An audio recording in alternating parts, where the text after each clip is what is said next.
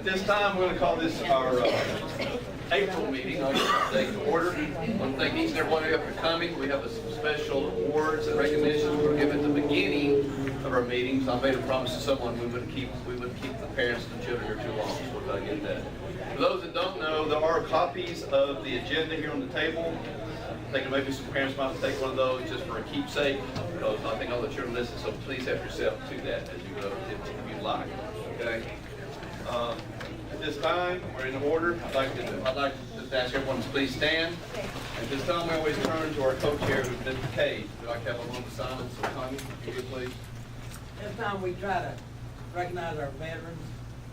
We have veterans, male and female, in harm's way all over the world. And we look at things around the world. You watch the news, it's not getting any better. So if you will, we'll bow our heads for a moment of silence.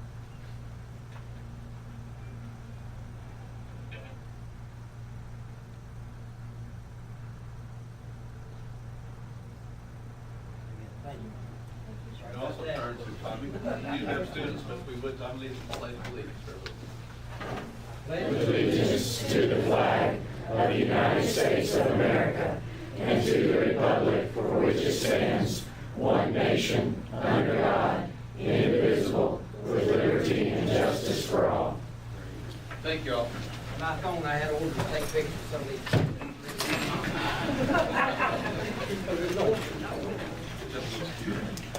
First order of business, of course, is to approve our minutes. I think all the board had a chance to review the minutes both from our regularly scheduled meeting on March 23rd and also our special called meeting, our budget work session on April the 9th. After reviewing, are there any corrections, additions that any of the board members would like to make? I'll entertain a motion to approve. I make a motion to approve as presented. Have a motion from Stephanie. Do I hear a second? Second. All in favor, someone by saying aye. Aye. Any opposed? So moved.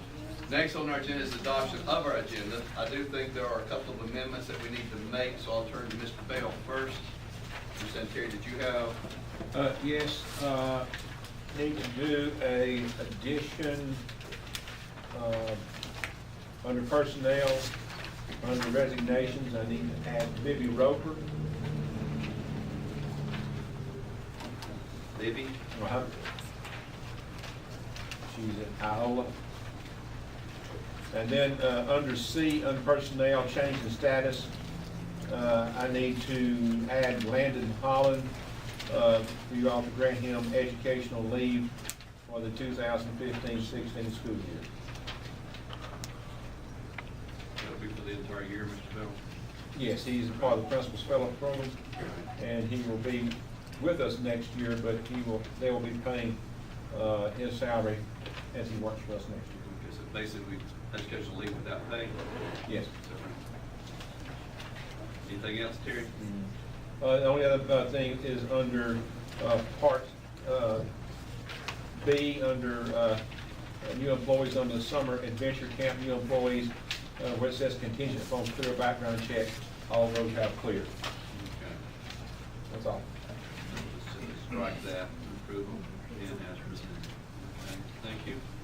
Mr. Henning, I think you had an amendment to make on the agenda also? Yes, sir, Mr. Chairman. Under Section 7, Buildings and Grounds, we need to add an updated discussion on the Palisades School property.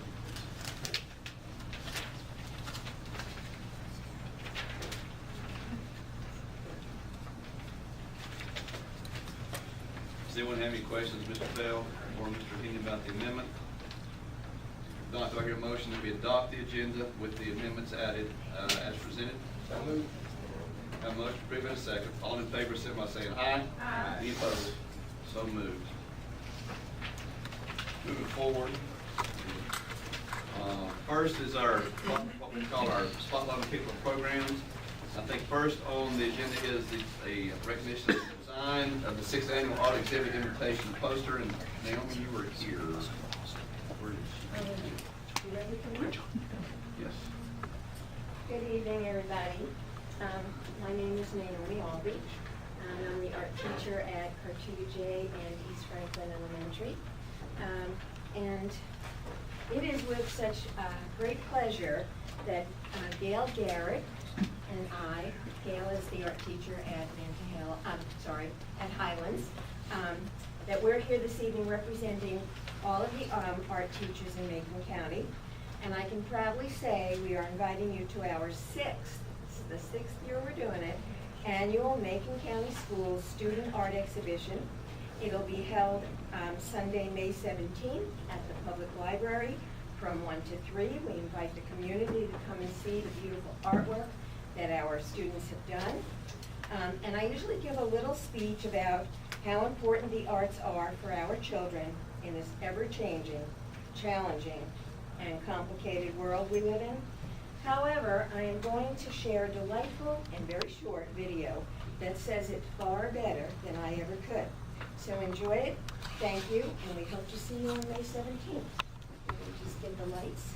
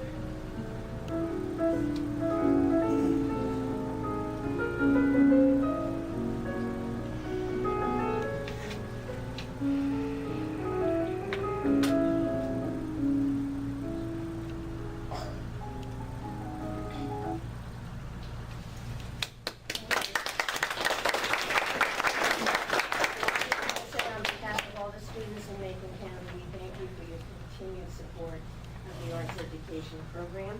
I have invitations for you, and we hope that you come out on the 17th.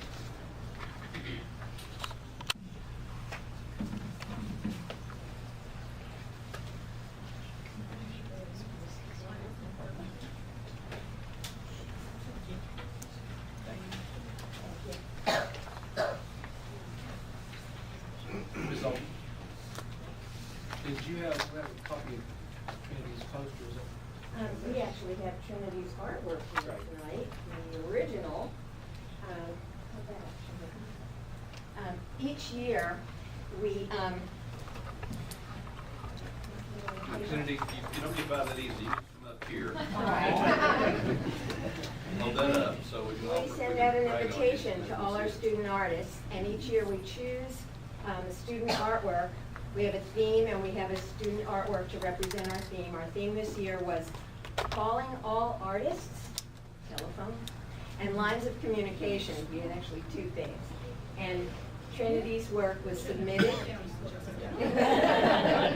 for the invitation, and we are so proud of her. And she is a student at Highlands, and her illustrious art teacher, Gil Garrett, is here as well.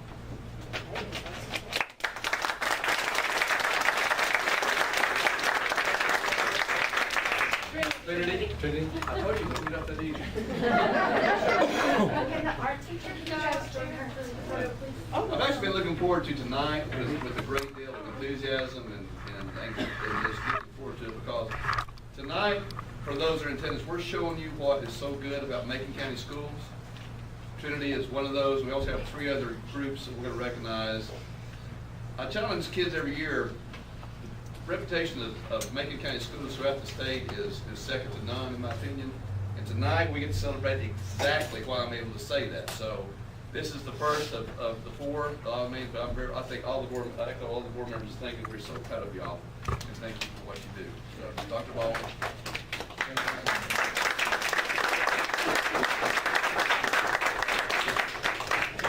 Hold up your artwork too.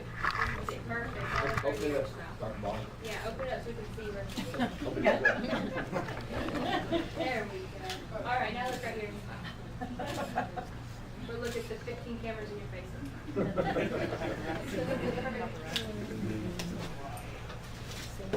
Just to add to what Ms. Albee said, art makes the world a better place, that's true, but there's also a significant amount of research to suggest that art improves academics across the board. So we definitely want to hold on to art as much as we can. And also, I'd like to just add to what she said about the 17th. If you've not been to the art show, I strongly encourage you to go. You will be impressed. I have no doubt. For sure. All right, Steve, thank you. What we have to do is we're going to cut around shifts, I think. We have 3 different groups that we are going to recognize, and I'm going to just say that, and then basically turn over to Dr. Baldwin. But first on the first is our Franklin High School math team. So, Nancy, if you could, those that are here, would you ask them, all those students to come forward, please? As Mr. Chairman Bluedup pointed out, all of us in this room are extremely proud of the Macon County school system. And it's really nice when our students go off to state competitions and prove us right, and that pride for them. We're going to be recognizing students as we did with Trinity in art. We've got students recognized in math, for community service, for network design, crime scene investigation, extemporaneous speaking, job skills, and other things tonight. So that's a wide range of skills that we're going to be recognizing our students. We're extremely proud of them. They have done us a great job and a great service to the state of North Carolina.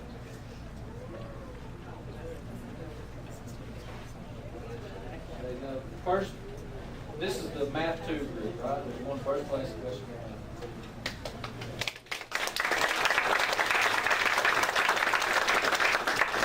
We've got in recognition tonight Abby Emery, Morgan Ginn, Brock Kleppel, Jonas Robert McAllister, Andrew Moore, Anna Moore, Morgan Pangle, Maddie Patillo, Emily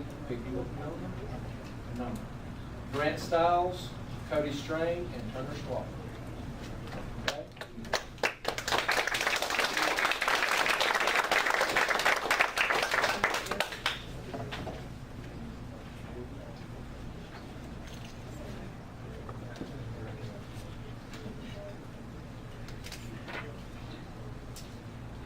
A lot of the students are so well run that they're unable to attend due to other commitments, I believe.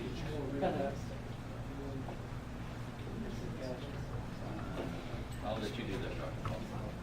We also had a thank you note from Robert McAllister. I regret that I won't be able to thank you in person, but I want to take this opportunity to thank you for sending us students to the math competition at Western Carolina University. It was a great experience, and I learned a lot from it. Sincerely, Robert McAllister.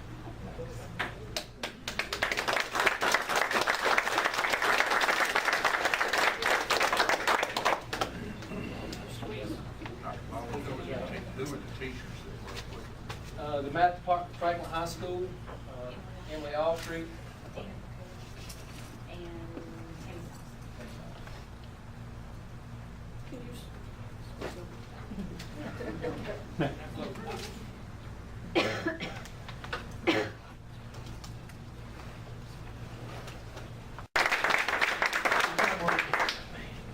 Also,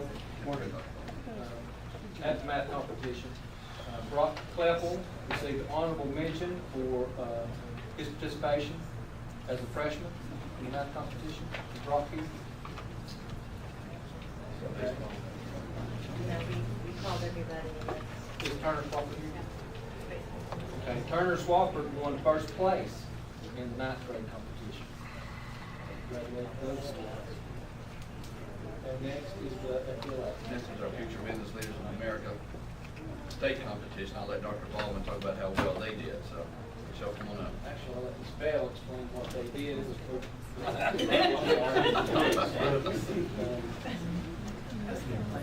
Hey guys, come on. We're showing you.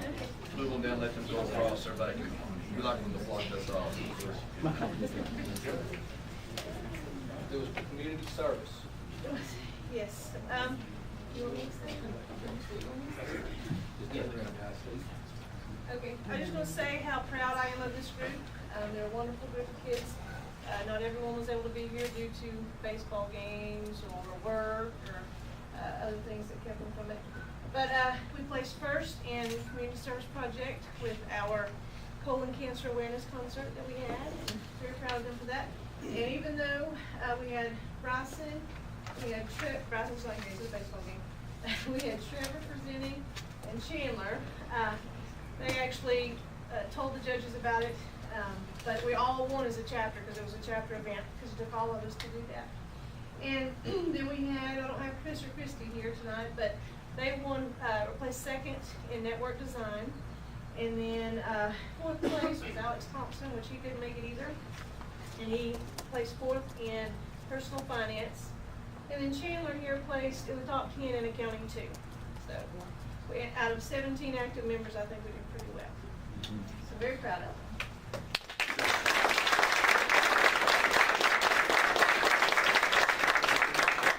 I'm sorry, and we're going on to, actually, we're going to Chicago, Illinois, June the 28th through July the 3rd. That is, if we get approval to it. And so, we're excited. We have 15 members that want to go, and 6 of those members will be actively competing at the national level. So, we're hoping it will be about there as well. Ms. Bell, we had. Ms. Brooks, we've got certificates for Chandler, Trevor, and for Bryson. Okay, sure. Oh, you got all 3 of them?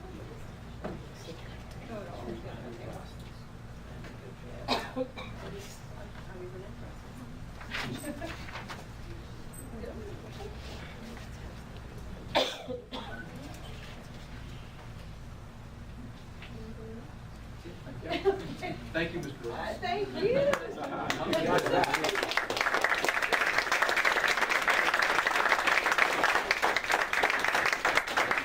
that all? I think we have some more.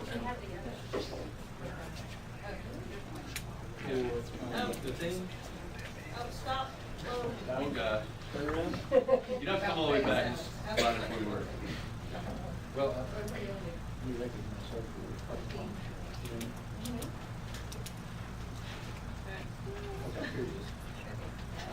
That's for you. That's for you. Yeah.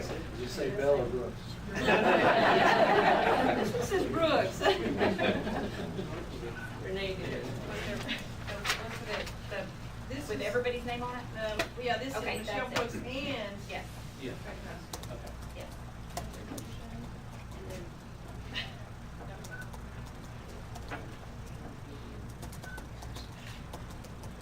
And we also have wonderful comments. Okay. Shannon, if you would please stand up. I'll let Michelle. Shannon is, this is Shannon McConnell, and he's a member of the professional division of FBLA. So the kids can start in high school and go to the collegiate level, and then they can go to the professional level. So they can just keep on going. And I just would like to say that it is a tremendous honor for me to work with these students and foster and mentor the professionalism that I already see in these students. And I charge you as parents and grandparents that if your student is not involved in these types of organizations, to definitely get them involved. I am absolutely 100% pro FBLA PBL. I know what it did for me as a student, and I know what it can do for your students. So if they're not in this organization, please charge them. Saul O'Vera is he'll be coming up after this group. He's the middle level at the middle school. Miss Brooks and I kind of tag team for the high school level. So if they're not in that, please charge your children to get involved, because it's definitely worth it. It makes a difference. Thank you.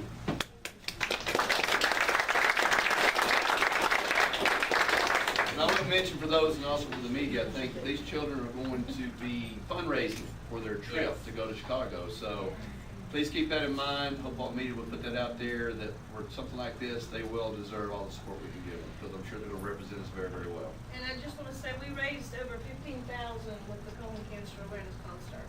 So thanks for all the community support with that. Absolutely. In addition to this group winning down there, we also had Alex Thompson, who placed 4th in personal finance. I think Alex is here tonight.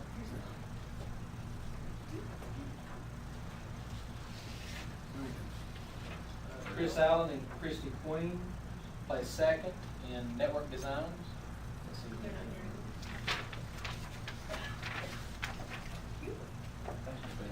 Hello, Miss Bill, too, so that's all good. All right, guys, thank you so much for coming. I appreciate it.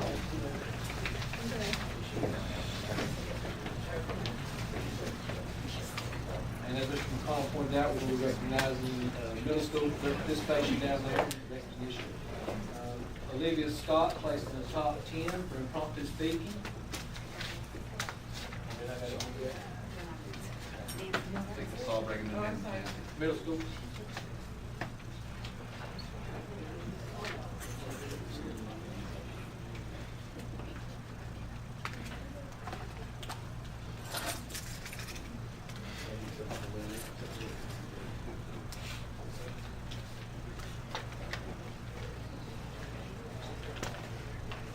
This is the middle school FBLA. Come on up here. The foundation, I guess, building blocks for high school FBLA. And these are a few of my members and honorable mentions. This is a certificate of leadership. This award is presented to Noah Carter in recognition of outstanding achievements and accomplishments in the NC-FBLA Middle Level State Leadership Conference in Greensboro, North Carolina.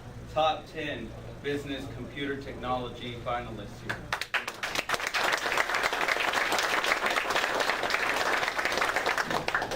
Great honor to his family. The same reads for Olivia Scott, top 10 impromptu speaking finalist. Her brother will be receiving the award on her behalf.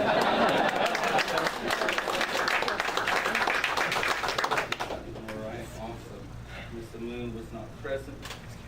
In business communication, Isabella Condemi.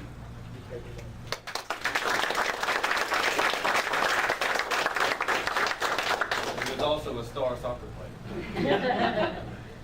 In keyboarding 1, Ethan Dremel.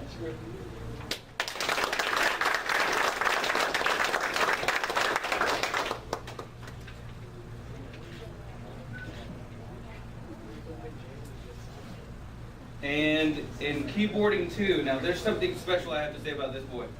I teach keyboarding for the 7th graders, and you know, I'm a pretty fast typer myself, around 80 words per minute. This kid types 101 words per minute as a basic average. Wow. I mean, that's something else. Andrew Catlin,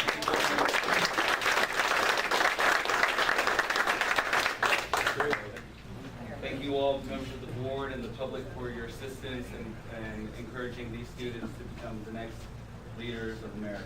Thank you all very much. In addition to recognizing all of these students, we have certificates for Olivia for placing in the top 10. Top to speak. Thank you, Olivia's brother. And also for Noah Carter for top 10 in business computer technology.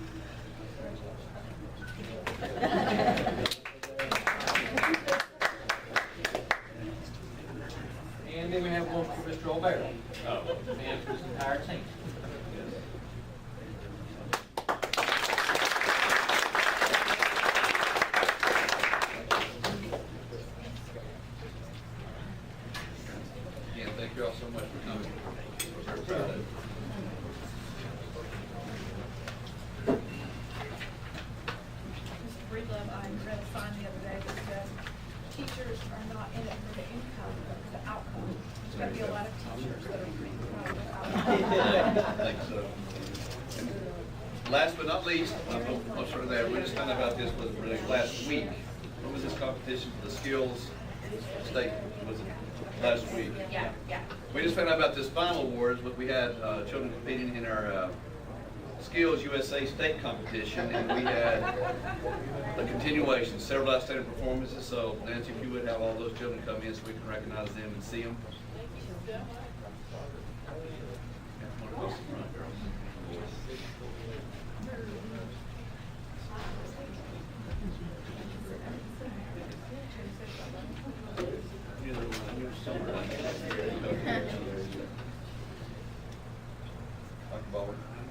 Ms. Simpson, Mr. Pickens, would y'all like to just give us an update about what exactly they competed in down there? We're real proud of this group. Alex finished first in job interview for her third year. She started out at 5th, second last year, first this year. Hey, Brianna, I believe this was your first time going. Finished first in job skills demonstration where she laid out a set of step stringers. Nicole went last year in job interview and changed to job skills open this year, and she done changing brake pads on the front of the car, finished first. This is Morgan's first year, and she done promotional bulletin board and finished second, and I would say a very close second compared to what we saw there. Carly, Nicole, and Sierra in crime scene investigation for the second year, they finished second behind the same school, which happened to be a local school down there also. Don't rub it in. Garrett in architectural drafting, 4th place, and Daniel finished 5th in extemporaneous speaking. All very proud.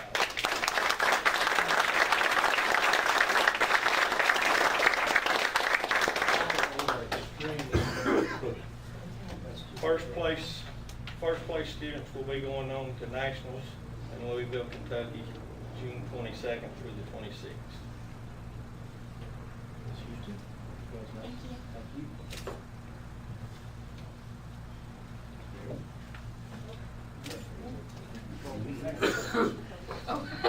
Oh, that's right. Oh, got it.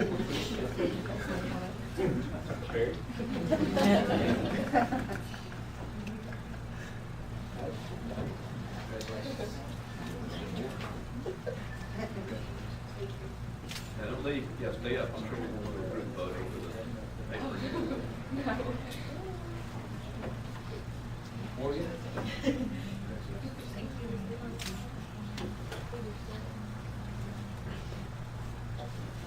Carla Justice, Sierra Martin, and Coley Sue.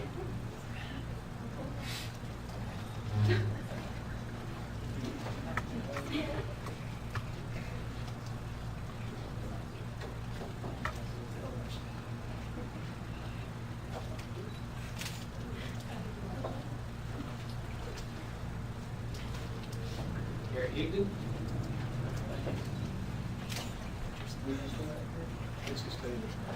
Tell me on the only mistake he's made. And a big.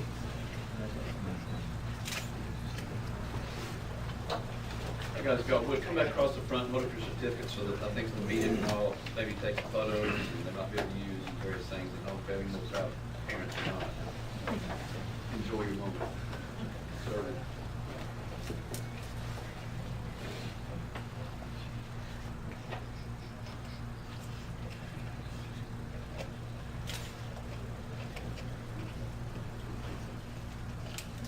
We have very nice ones of you in your red blazers that the school sent. I'll take one anyway, just in case. We shut Ingalls down tonight, 3 of the girls. I noticed that. Again, thank you all so much for your performance, and we're very proud of you guys. Okay. We also have a certificate here for the teachers. Trace Rogers, Mr. Pickens, Rick Rogers, and Margaret Simpson. Just can't say enough about the job that you guys do over there. Really appreciate it. Take time off from your families last week to take these kids down there. not to mention the instructions you provided throughout the school year. Really appreciate it. Yeah, guys, come on up. I mean, just because we have the students, y'all can come up and share in the free here.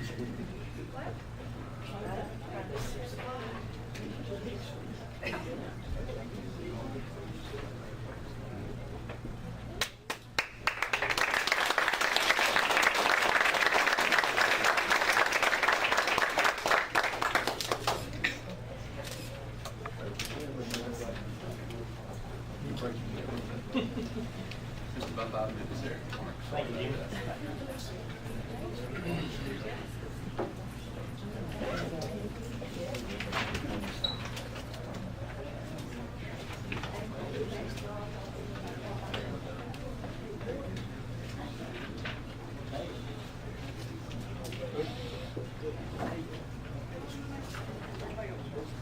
All right, that is all for our presentations we have.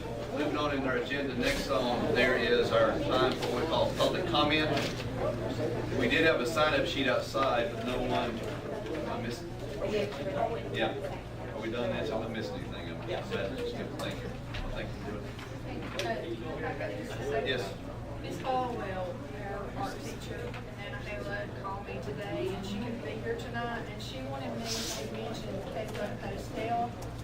She won 3rd place in the 11th district, that's right, 11th district art contest, and her art will be on this Mark Betta's office next year. Next. I'm not sure. Mr. Brian probably. Good. Yeah, Mr. Brian, that's great. I saw him somewhere. Kayla Make sure, Pastel's art. Kayla, next month, we'll let her know. We'll try to recognize her. We'll have our meeting over at Nantahala, so we most certainly want to recognize her more formally at that time. So, Missy, thank you for bringing that to our attention.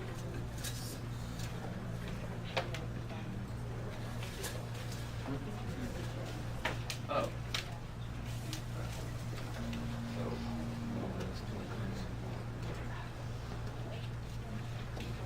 Go ahead. I think, Mr. Van Horn, I just now found, I think you had something you want to, we'll move to you now rather than make you wait. So please Okay, come up. thank you, Okay. Mr. Clerk.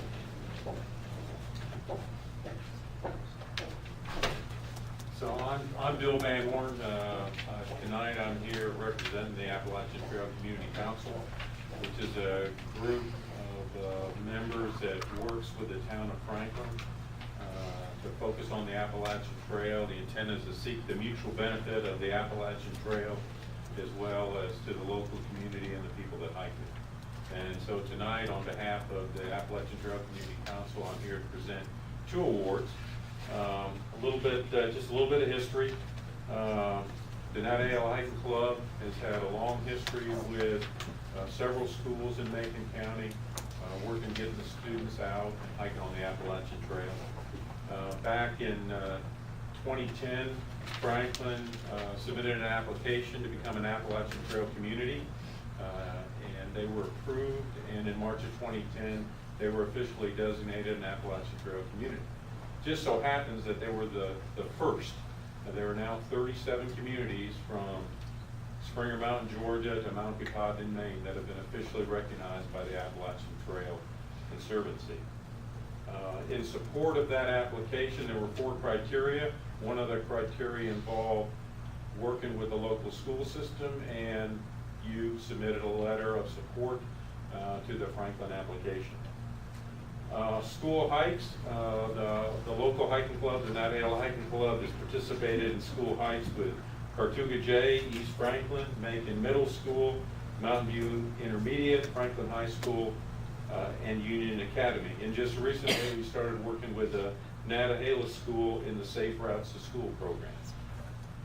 Macon County has sent 9 teachers to the professional development training that the Appalachian Trail Conservancy offers. We still have 5 of those teachers that are actively teaching in Macon County. Shelley Marshall, Shelley, stand up please. She's one of the teachers, and as Dr. Baldwin knows, she represents the Macon County schools on the Appalachian Trail Community Council. Part of the Appalachian Trail Conservancy's program with the AT Communities is what's known as the AT Community Supporter Program. Work not only to the trail, but to the hikers, and to look for the stewards of the trail in the next generation. And that's why I'm here tonight. I'd ask Olga Pater to come forward. Olga Pater is the president of the Nantahala Hiking Club. First, I'd like to recognize Cartuga J School, and I'd ask Brian Krupe to come forward, represent the school. Put Brian in the middle here. Okay. Brian, we have a certificate in recognition for Cartuga J and the great work that you've done through the physical education program and help to allow us to come in and get schools out on the trail, students out on the trail. We also have this window decal, which would recognize the school as an Appalachian Trail community support. And I'd like to add that Miss Sarah Lowell, the longtime PE teacher at Cartuga J School too, worked with us for many, many years. She's now retired, and Cartuga J actually has a mini AT on the grounds. Brian, thank you very much.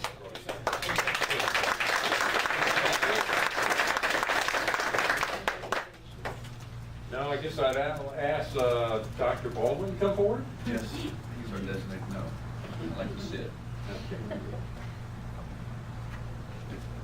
Now, although we've done a lot of work with several schools, as I mentioned, Cartuga J stood out, but Dr. Baldwin, we wanted to recognize all of Macon County schools, if you get it.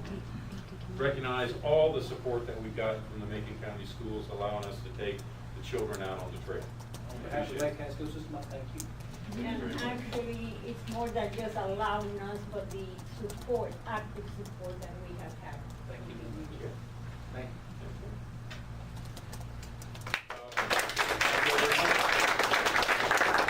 Just a couple of comments looking to the future. Obviously, we hope to continue the hiking program with the students in the Macon County schools. And thanks to our current administration, some of you may be aware, and I'm sure you will become aware, of what's known as Every Kid in a Park program. The current administration at the federal government is looking to present a free pass to every fourth grader so that they can go to our national parks. They're also coordinating with the U.S. Forest Service to allow reduced rates or maybe free rates at some of the recreational sites. This program will start with next year's fourth graders in the 2015-2016 school year. And although the National Park Service is trying to catch up with the administration, my understanding is that the school system will play a part in that, in making sure that passes get to all the fourth graders. And this may go on for a number of years, as next year is the 100th celebration over the National Park System. Thank you very much for your time. Appreciate you. Thank you.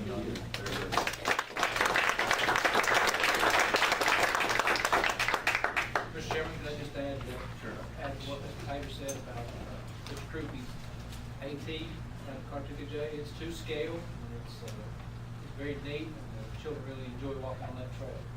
Great. Thank you all very much. All right, Mr. President, thank you. We value your partnership. Now, we'll go to public comment. I don't know that there was a sheet out there, but I think I recognize all the faces here. I'm not sure if anyone here wants to address the board, but I will give that opportunity. Does anyone here like to address the board, anything that might be on your mind at this time? Very good, we'll move on. Next in our agenda is informational items, both for our approval of our overnight out of district trip request and as long as the board will go along with me on this, in the interest of time, we have both the request, which you've had time to review, and also the fundraising request. Now, there are several principles and that here, if you have any questions, what I propose to do is after looking at it, unless there's any questions that the board would like to ask the representative, that we just approve this as presented. Are there any questions of any of our principals or any people here on any of the information in item 3 of our agenda?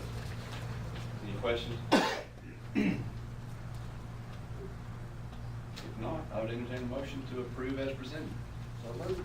Have a motion to approve both the trip request, distress and fundraiser request as presented. Do I hear a second? Second. Have a motion second. All in favor, say by saying aye. Aye. Any opposed? So moved. Very good. Okay. Yes.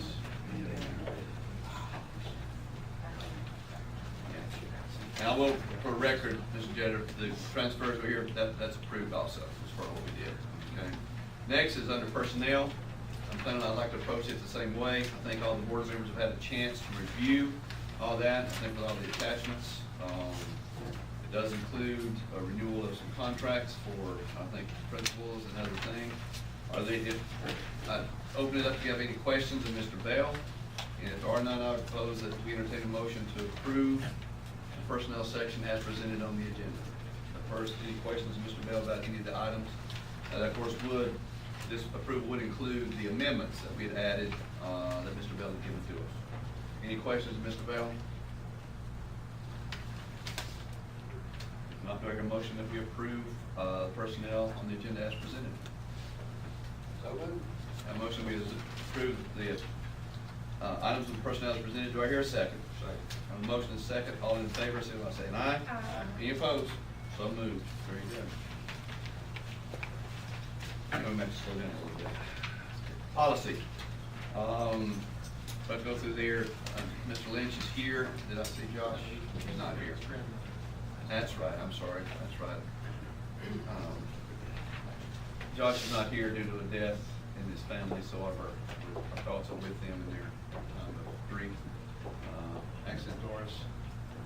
I hate to sound like she was with the school system for how long? Over 30 years. She played a very valuable part as one of our families, so we're sad to hear that she has left us. Tim, you want to pull his handbook up there? I think the only thing he's done is he's added school board policy and attendance. That's what he has highlighted here. Right. I don't think there's any major changes to his handbook. Okay, that's what I've gotten out of it. Any other questions after reviewing it? I'm sure Dr. Boston has. If not, I entertain a motion, we approve the Cartesian handbook as presented. I'll make a motion to accept as presented. A motion to accept. Do I hear a second? Second. All in favor, say by saying aye. Aye. Any opposed? So moved. Mr. Gibbs? Yes, sir. Macon Early College. Yes, sir. Handbook. Can you just highlight any changes that you've had? Please? Nothing major. Names on page 5, dates on page 6 and 7. SEC change of weather notification, page 20. SEC eliminated math 140, 142. DRE, which are developmental English classes, on page 41. The grading scale change on page 44. SEC resources on page 49. Hours, basically. And the one-to-one laptop versus iPad. I didn't put a page down on that, but it's minor changes, nothing major. So you're going from iPad to computer? No. Well, there's not quite sure where we're going with our technology because of funding. We have laptops. We've been one laptop for, but high school. Tim, you want to talk on that? Well, I'm just going to say we've been able to order some iPads for Macon Early College for this year. We don't have enough to do the whole school, but hopefully we can do like 9th grade or however you want to, Right. to distribute those. Right. But we do got enough for about 40 or 50 students for next year. They need 160. Yeah. Well, we had 183. 180, yeah. Right. For that school, but we don't have enough for it. Constantly looking for things. How were we able to have the funds prior to this time? The program started out initially with Golden Leaf funds, and that funded the program for 5 years. Yeah. Then after that, it's you guys in the central office have found funds to maintain the laptops and add to it when we needed to. But you know, as kids go through laptops like almost like underwear, so I shouldn't have said that. But sorry. They're pretty hard on stuff. Oh, yeah. Sorry. I'll bring my filter next time. Yeah. Any questions of Mr. Gibbs? You said something about elimination of math classes, Mr. Gibbs. What was? Yeah, they're SEC from the community college, North Carolina Community College system, is always tweaking classes and changing them. So it's a directive from the North Carolina Community College system. Any questions, Mr. Gibbs? I would make a motion accept his changes as presented. Have a motion to accept the handbook changes presented. Do I hear a second? Second. All in favor, signify by saying aye. Aye. Any opposed? So moved. Mr. Brian Nantahala, handbook changes. Mr. Chairman, we have 3 changes. The first one concerns the high school. The year before last, we were on block. This year, we went to a 6-period day. Next year, the high school will be going back to a block again, so I just had to reword the number of days that they may miss per semester as opposed to year-long. So it's just restating that. On page 9 is the new grading scale, and on page 16 will be the new meal prices. If they're the same, that's the prices for the school system. If it changes, we'll just go along with what child nutrition tells us. Okay. Those are our changes. You go back to block because? Some of the students need to take certain classes, civics, for example. They did not have to take it this year. We did not have, because the civic, we have one history teacher who was teaching middle school and high school. Now we have to make sure we have the high school classes taught first. Had another teacher go back and receive their certification in middle school social studies, so he'll be teaching some of the social studies next year. And block makes it available. For high school, too. That's just for the high school. Mr. Brian's got several teachers that will have dual certification. That would be pretty helpful. I will make a motion to accept his handbook changes as presented. A motion to accept handbook changes and as presented. Do I hear a second? Have a motion and a second. All in favor, signify by saying aye. Any opposed? So moved. Union Academy, Diane, I think I saw her there. Hey, yes. And if you would, please highlight those for us. We don't have changes. We've never had a handbook before. Thank you. I stand corrected. You're exactly right. So Okay. it's all This is new. our initial handbook. Right. Okay.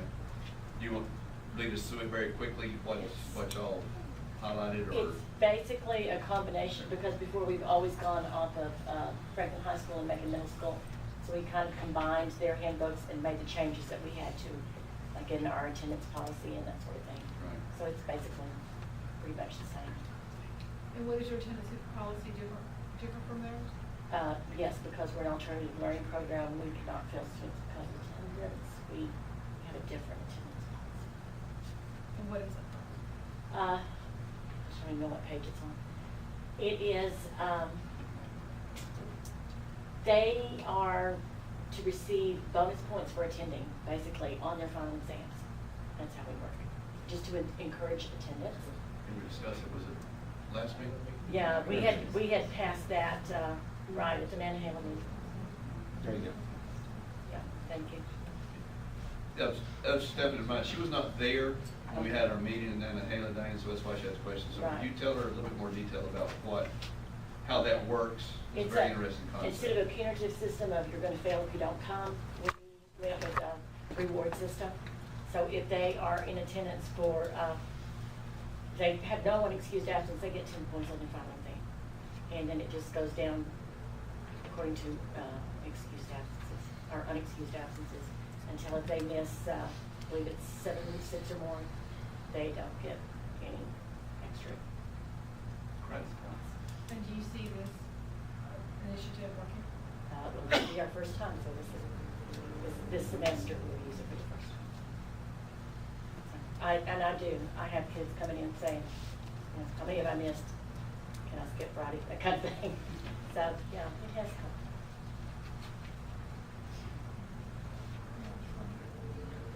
Any other questions of Diane? If not, I would entertain a motion that we accept the initial first time handbook for our for Union Academy. I made a motion to. We got it. We got it. We have a motion and a second to accept. All in favor, say by saying aye. Any opposed? So moved. School psychologist contract. Paula, there she is. Paula. This is a contract with a student from Western who is in her third year of the school psych program. We have actually done this the last several years where we've contracted with a third year student, and they actually fill a vacant position that we have. We contract with them, and they basically fulfill all the roles and responsibilities of the school psychologist under close supervision of myself and our lead school psychologist. And based on the difficulties we've had securing school psychologists, this young woman had really, really high recommendations from the faculty, so I think she'll work out real well for us. Well, what a great opportunity for her too to get that under her belt a little bit. So with close supervision from you, obviously, I would make a motion to accept as Paula presented. A motion to accept the contract as presented. Do I hear a second? Second. Have a motion to second. All in favor, signify by saying aye. Aye. Any opposed? So moved. Vocational rehabilitation third-party agreement, Paula. We do this every year with Voc Rehab to provide services to our students with disabilities to support them in planning for what they're going to do after high school. Very familiar. Any questions? If none, Accept. a motion that we accept. Do I hear a second? Second. Have the motion second. All in favor, signify by saying aye. Aye. Any opposed? So moved.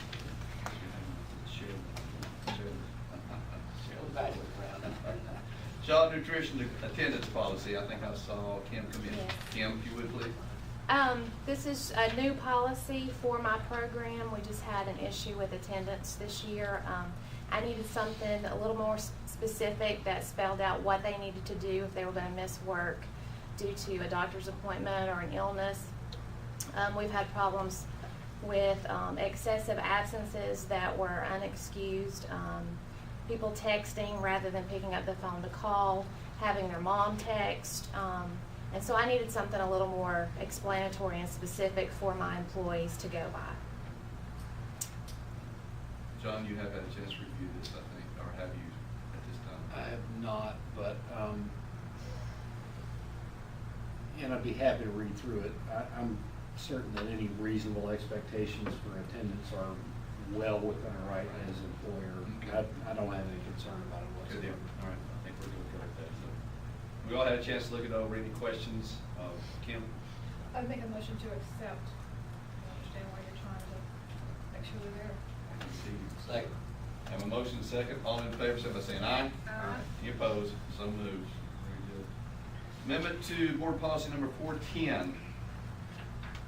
Admission, assignment, reassignment, and transfer of students to schools. Nancy, your name appears on that one. Tim, if you'll scroll all the way to the last page of that.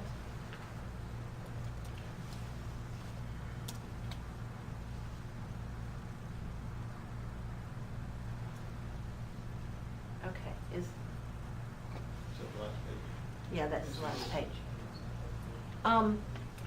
I can't see if it has that. We had in that athletic eligibility, it included at one time Macon Early College and Union. You all had several meetings ago decided that we would not include Macon Early College and Union in Franklin High School, that they would not be eligible to be in athletics at Franklin High School. So in the old we never changed the policy. So really, this is just a housekeeping thing. This is how it's going to look, the way it is now. Yeah, do we have? This is correct. Yeah, this is correct. And we just need it, like I said, it's housekeeping. We just need you to approve the policy. You've already approved the. They approved the policy, we didn't get it changed in the hard copy. Yeah. Thank you. I didn't see that. I Very have a question. confusing. With our block schedule, we have 4 classes. We have 4 a day.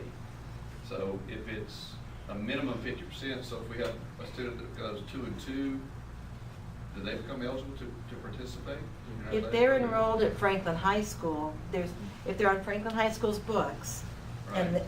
they're eligible to participate. We have homeschool students in Franklin High School, 2 periods a day.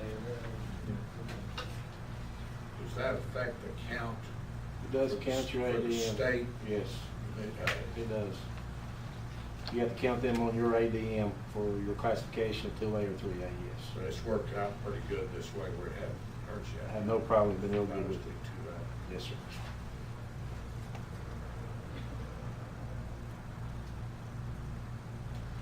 I'm slow, so the question I'm having is, I think the intent of the board was, as far as athletic participation would be in, so this, I'm guessing my message, do we need to put anything about students of Franklin High School rather than Macon County schools, or does that leave the door open? The old policy, and that's what's so confusing, I hadn't changed it. Sorry. Do you understand what But I'm the old asking? policy mentioned that Macon early college students were included, were eligible to play for Franklin High School. Right. And we had made that, you all had made that decision, that that would no longer be the case. I think, what Mr. Brulow's concern is that, last statement, there to be eligible for high school athletic association activities, students shall be enrolled in Macon County schools with a minimum of 50% of the school day. What his question is since, we have students who enroll 50% of the day at Franklin High School and 50% of the day at Union Academy, would that disqualify them for eligibility or early college? But we don't have any students that are half early college. We don't have any half and half at early college. And what we do But is. Can I interrupt? Could we have that situation? Could. So the policy, if we have that situation, the way this is worded would not work. Well, I think If they're on Franklin High School, if they're on the student information Power School, and they show that they are Franklin High School students, they are eligible to play. I understand that, but should that not be part of the policy? The wording to that effect? Yeah, that would be. I think it should say, and shall be enrolled in any school participating in high school athletics. Something to specify, we mean not. Correct. I mean, I think that would make, that would satisfy, I think, what the board's original intent was, because I think that's what we were trying to do, so that would be.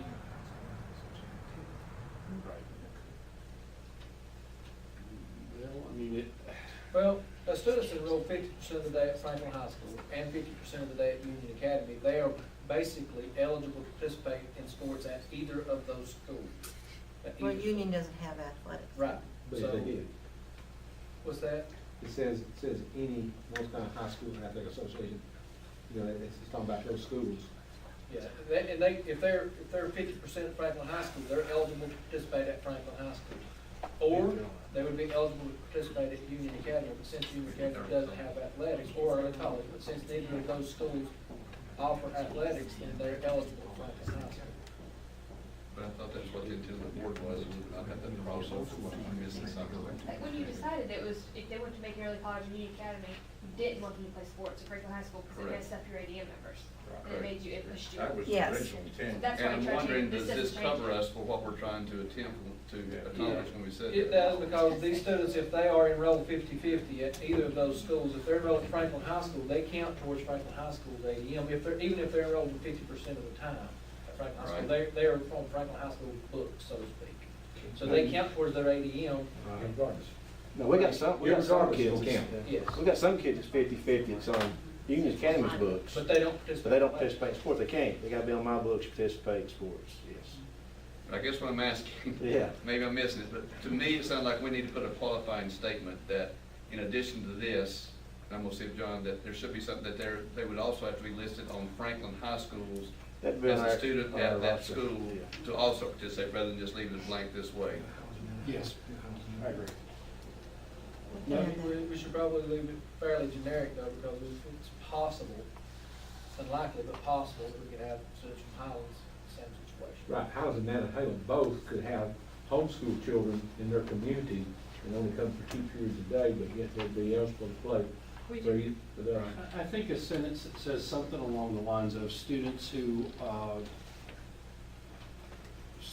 spend, well, let's see, I'm trying to think of the word for, what's the word for their school is yours? It should be, they're on the school that's part of the North Carolina High School Athletic Association books. That's what we I are. would say students enrolled in Union Learning Academy, Union Academy and Macon Early College are not eligible for sports. No, they're eligible. Well, They're eligible to participate at but Union what you Academy. just said is if they're 50-50, they're only eligible to play sports through the Yeah, high school if and they're. I think that, they're the intent of that original policy was not to disqualify students from eligibility. It was just to clarify that Union Academy has its own school number, and Macon Early College has its own school number, and it would be, it would be the same as if students from Nantahala were attempting to go to Franklin High School simply to participate in athletics. It's illegal according to North Carolina High School Athletic Association. You have to be in attendance of that school.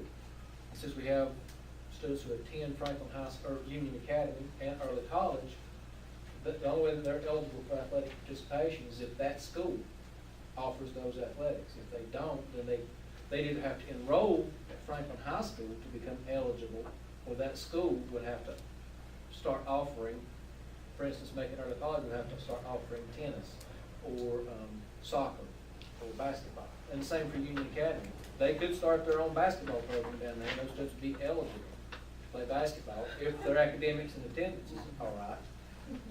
Same for early college.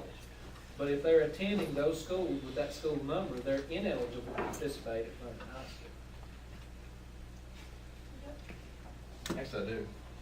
I was looking at, do we need to put any further clarification on it, just in case there's ever any questions based on the wording that we have here? Dr. Baldwin, I see your point, that if the school was offering an athletics program, they'd be eligible to play at Union, or, yeah. So I still would specify that maybe by saying, shall be enrolled in Macon County schools, in a school that offers an athletics program for a minimum of 50% of the day. And I think that fixes it, because if you're at early college and it doesn't have athletics, then you're not eligible. Right? So I think that's the fix, is to say enrolled in Macon County schools in a school that offers an athletics program for a minimum of 50% of the school day. But would that disqualify your homeschoolers because they don't have sports either? But they are eligible for high school. So No, it wouldn't disqualify them because they attend Franklin High School. They are Franklin High School students. And they're shown on the books as Franklin High School. I mean, I think it. Nothing in John's statement would disqualify us. Right. And I think another reason we had to do this was because NCHSAA dropped their eligibility. They kicked it out to local boards to figure out what their eligibility policy was, right? Right. And so you had to adopt something. Well, I think if, we're going back a couple of years because I was principal of Franklin High School, I think the issue was that those students that attended Macon Early College were ineligible by North Carolina High School Athletic Association standards because Macon Early College had its own number. But we were counting them with Franklin High School's ADN. That was what we did back then. Right. I got one other question, Mr. Williams, I know this better than anybody. If a school doesn't have a sport, can a student at Highlands, for instance, come to Franklin 2 hours a day and play high school football at Franklin, or an Nantahala student? Does that? Still can't They do can't, that. they'll have to transfer to Franklin High School to do that, to be on our What books. about the job corps?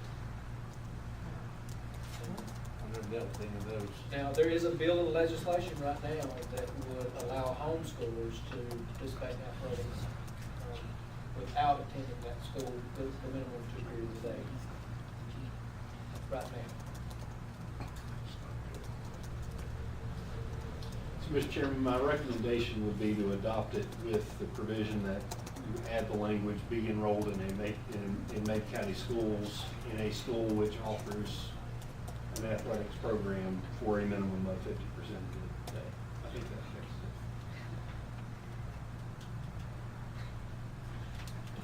it. Here's our proposal we do. Yeah, I propose we approve this subject to John and incorporate John's recommendation for the word in that particular section to be incorporated by our vote as part of the policy.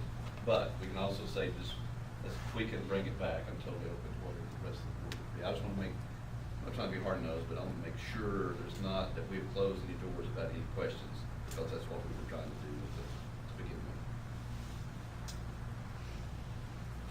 I make a motion to accept it with John tweaking it.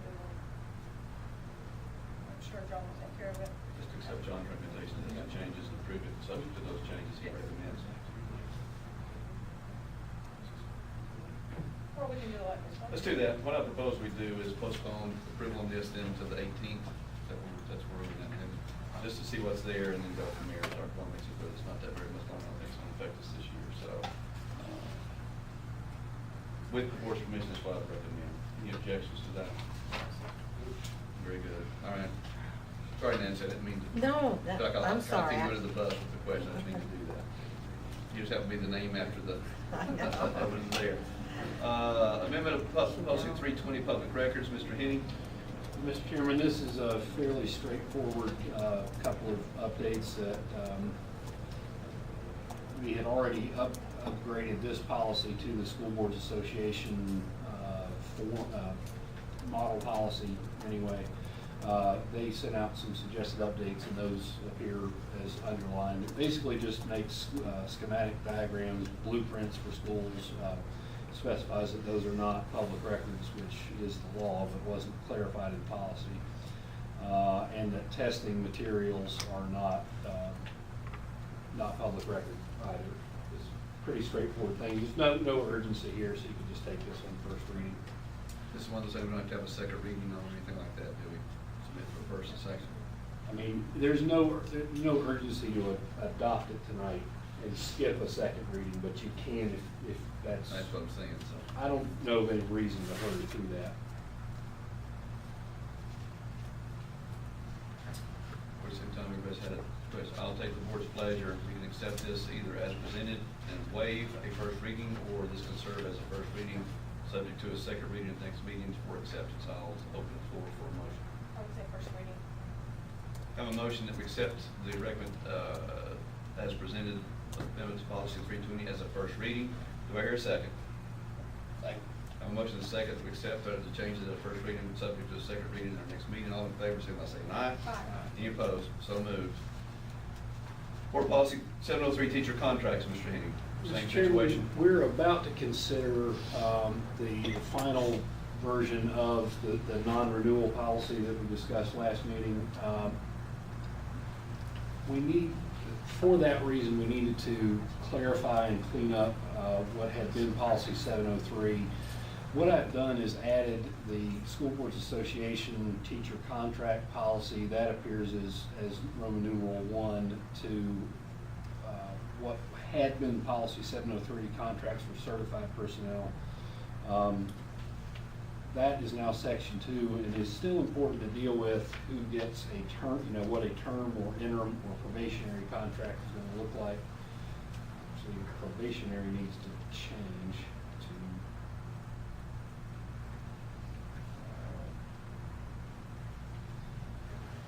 to, the word probationary on the second page there needs to change to teacher contract, because there really are no probationary contracts anymore. With that one change, I would recommend, unless you have any questions, that the board go ahead and adopt this as a second reading and put this in place in view of the policy that we're going to address momentarily. I've got a question. Now, does this? Yes, sir. I guess the last time we met, does this address, if I can see better, I can read it. The due process that we spoke about last time? No, sir. This deals with the due process. We're getting to that policy next. That deals with the conditions under which a contract is taken away. We have not had a policy that talked in depth about the conditions under which a contract is granted to begin with. And that especially is going to become, in the passage of time, a more important question.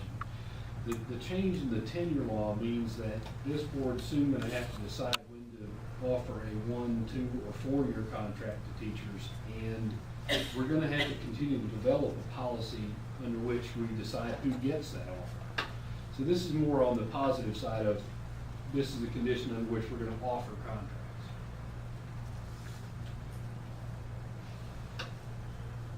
So John, if I understand right, you're saying that this, we should expedite this? Is that what you're recommending? Is that what you're recommending? Yes, so that'd be my recommendation, with one change, that the word probationary on the second page needs to be struck in place of the word teacher.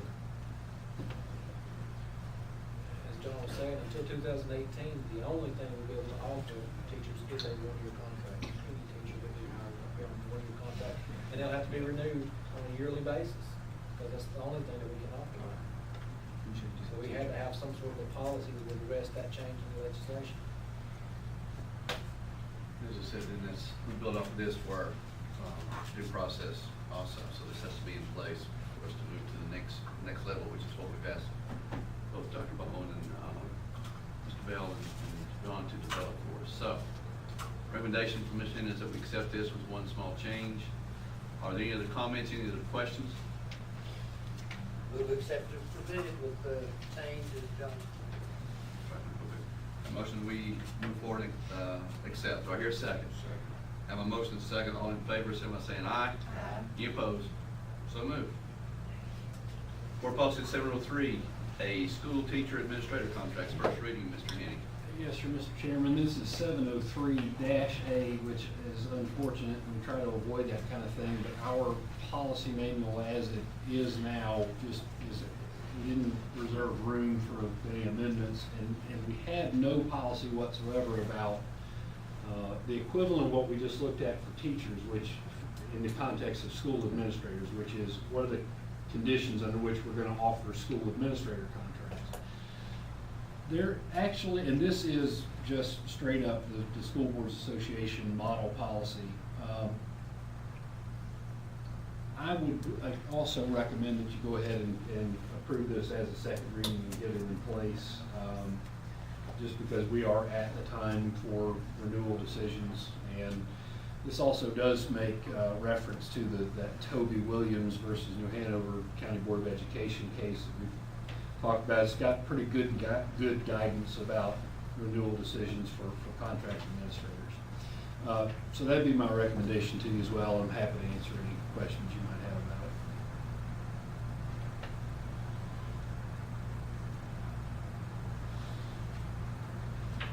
What we had in our packets, I think, John, was where we talked about the, I think it said about the superintendent's relation with the board. That was all part of this, correct?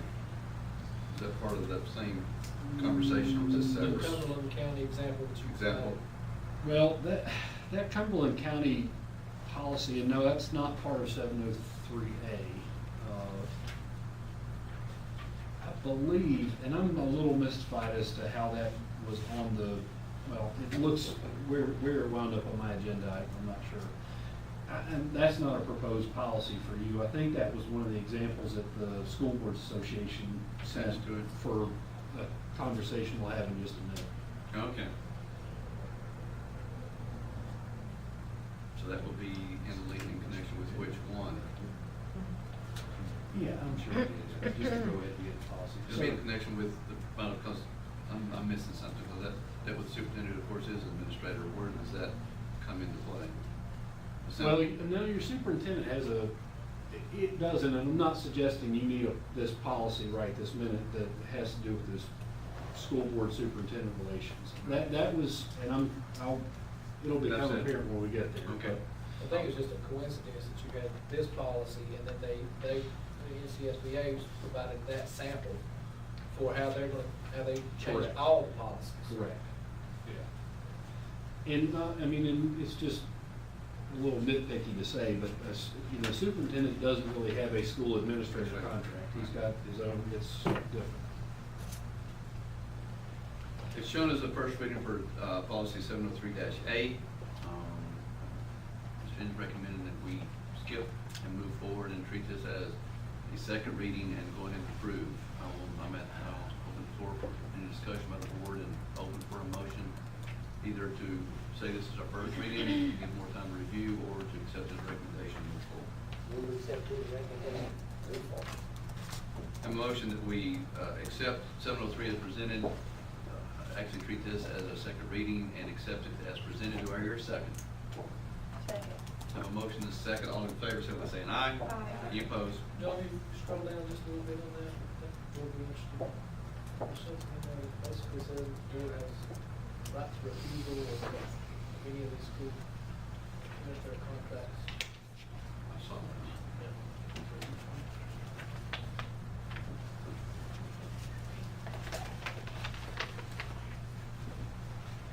Yeah, that was great right there. What does that do, John? That, had discussions that before number about. 3 is the Toby Williams versus New Hanover case. Not, long story short, the school board in New Hanover County, had a recommendation, really had what came down to a personal problem with this one contract administrator, and slowly got the board over to their viewpoint, no, we're not gonna renew that. And they did it in part based on some information that this school board member went out and sort of polled people in the in that school about, well, what's this person like to work with, and do you really like working with them? And had a lot of teachers saying, no, she's really pretty difficult.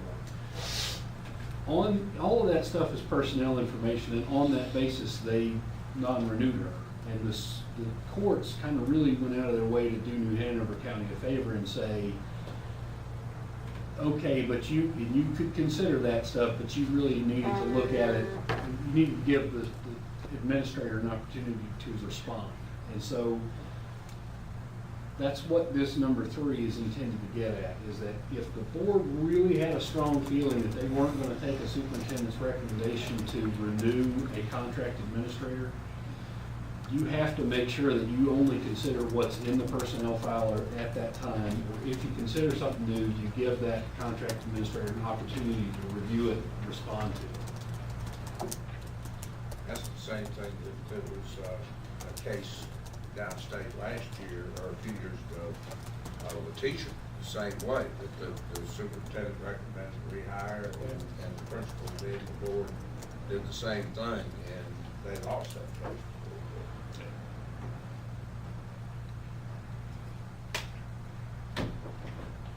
Please be careful. Any other questions? Not moving on to amendment board policy 705, non-career status teachers, non-renewal. Mr. Chairman, this is with the one change to what is currently the 3rd page, where we had to talk through what procedure the board was going to follow to decide when a teacher would get a hearing on a non-renewal decision. This otherwise is the Wake County version of the due process policy. And again, I'm happy to answer any questions you have about it, but being that we are at exactly the time for non-renewal decisions, or very close to it, I recommend that you pass this as a second reading. I'm happy to answer any questions you may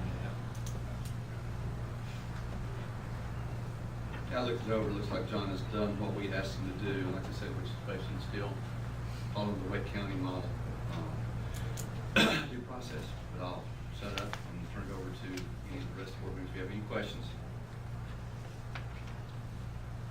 If not, I'll entertain a motion to follow our attorney's recommendation that this will be accepted tonight. We will waive the first reading and move forward, and even the second reading and accept. And sure, by all means. Is this been looked at all by any teachers, like how about Mr. Bill?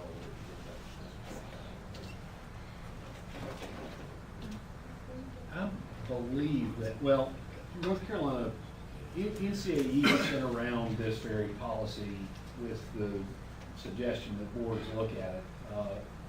And I believe that some of the local members of NCAE brought it to this district's attention. So I would think. That's on yes. This is actually brought, this model that we're using, Fred, was given to us by NCAE members. And that's what we're using off of. I would make a motion to accept it as first reading tonight. I'm sorry, second reading It's actually tonight. getting second reading and approval. Yeah, my bad. We have a motion to accept this as a second reading and to approve as presented. Do I hear a second? Second. Have a motion and a second. Any other discussion? Hearing none, all in favor, signify by saying aye. Aye. Any opposed? So moved.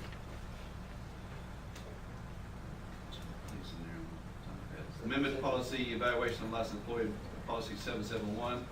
Mr. Henning. Mr. Chairman, this policy is an update of, again, where we had already converted to the School Board Association model policy.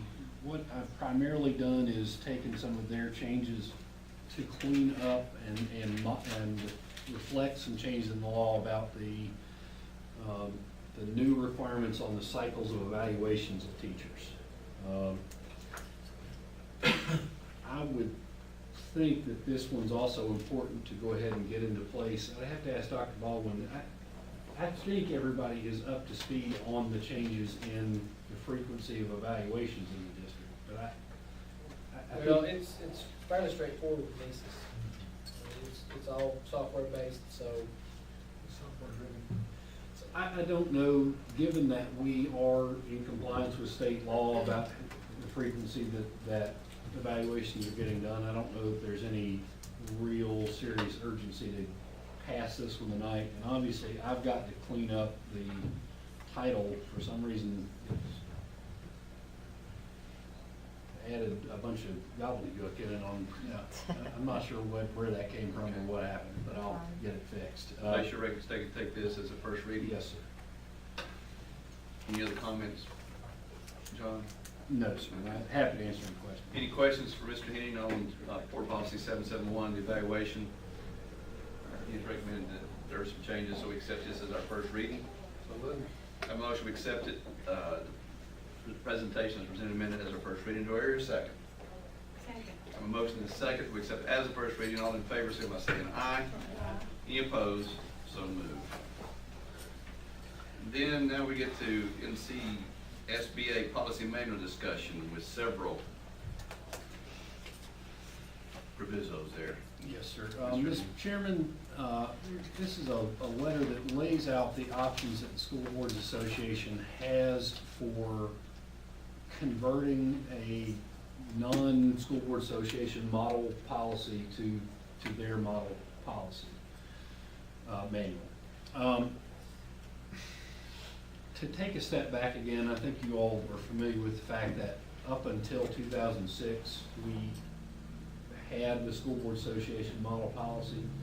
At the time, it was a printed thing that if you had to fell a charging puma that was gonna, you could do it with that book. It probably weighed 75 pounds. And it really made a lot of sense in 2006 to pare it down and make it a more streamlined thing. That took us off of the School Board Association's model policy that they update. And in the past couple of years, we have felt the need to recommend you go back to an updating service through the School Board Association because they are watching all kinds of changes in state and federal law and updating the policies as they go along. So we are on that updating service. It just is not real efficient and I think would be safest and wisest to consider converting the whole policy manual back to the School Board Association model policy while preserving local policies that we feel are important. That will have a couple of added benefits. We will be certain that we're keeping our policy manual as updated as it can possibly be. And so I would urge you to consider taking one of these options. I'm also told by School Board Association that they are instituting some increases in costs. So, and that starts July 1st, I believe.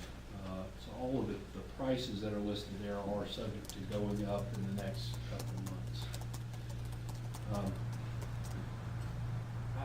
John, you want to explain those samples that you included though? Yeah, the samples that were included that are linked there were included with this letter from School Board Association that explains how they go about updating policies. I think that the one, so they have used Cumberland County as an example. I think that the one with the red lettering there, Tim, it's the School Board Relations. Click on the School Board Relations one there. This is, I think, if they have done the full-on, this is the Cadillac version of their offered services. They will go in and make recommendations and write them in for you into their model policies. You asked them not to use the superintendent contract. I didn't even really look at that, the fact that that was one of the attachments, so. And so this is another example that Tim's got there of their attorneys, making some recommendations for you. What's probably most important of any of that is I'm trying to find the correlation table. Is that on there? Yeah, you see the sample Cumberland, Tim, if you go back to the agenda, please.